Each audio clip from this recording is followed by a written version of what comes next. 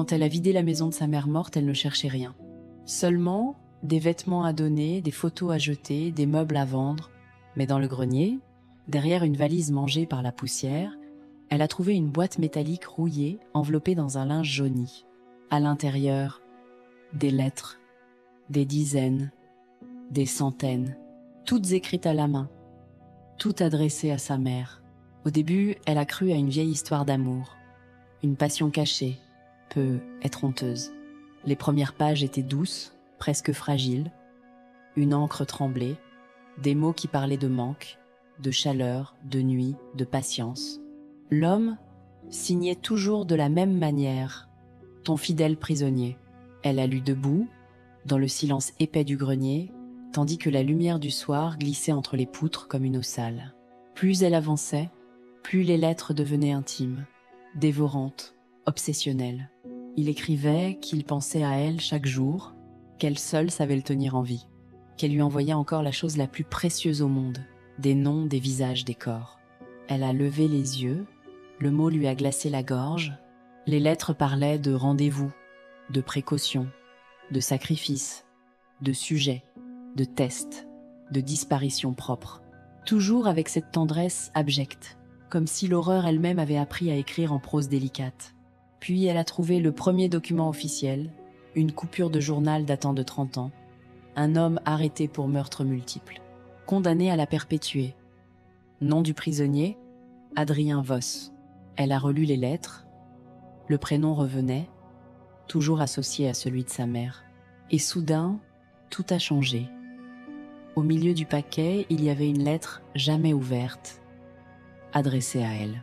Son nom était écrit de la main de l'homme condamné, avec une précision tranquille, comme s'il l'avait toujours connu. Elle a déchiré l'enveloppe. À l'intérieur, une seule page. Si tu lis ceci, c'est qu'elle est morte. Tu n'es pas tombé par hasard sur ces lettres. Tu as grandi dans cette maison pour une seule raison: devenir ce qu'elle n'a jamais eu le courage de livrer.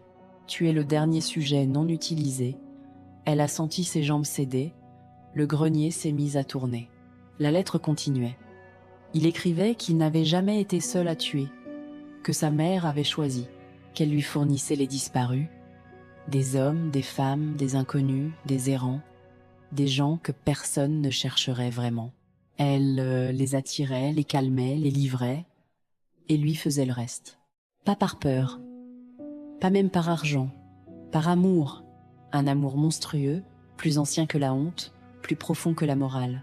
Une complicité née dans le sang, entretenue par le secret, consolidée lettre après lettre, cadavre après cadavre. La dernière phrase la fit vomir sur le plancher. Elle t'a gardé pour la fin parce que tu lui ressembles. Alors elle a compris. La peur qu'elle portait depuis l'enfance n'était pas seulement de la peur. C'était un héritage, une mémoire dans le sang, une soumission apprise avant même les mots, le même geste de sa mère, la même façon de sourire quand quelqu'un avait besoin d'aide, la même douceur vide. En bas, la porte d'entrée a grincé. Un bruit simple, mais qui ce son a eu la brutalité d'un coup de hache. Elle n'a plus respiré. Des pas ont commencé à monter l'escalier, lents, mesurés. Puis une voix, très calme, très familière, a parlé de l'autre côté de la trappe ouverte. « Tu as lu les lettres, n'est-ce pas ?» Elle a voulu hurler, mais aucun son n'est sorti. Parce qu'elle a reconnu cette voix, c'était pas celle d'un inconnu, c'était pas celle du prisonnier, c'était la sienne. Merci d'avoir partagé ce cauchemar. À très vite dans l'ombre du prochain secret.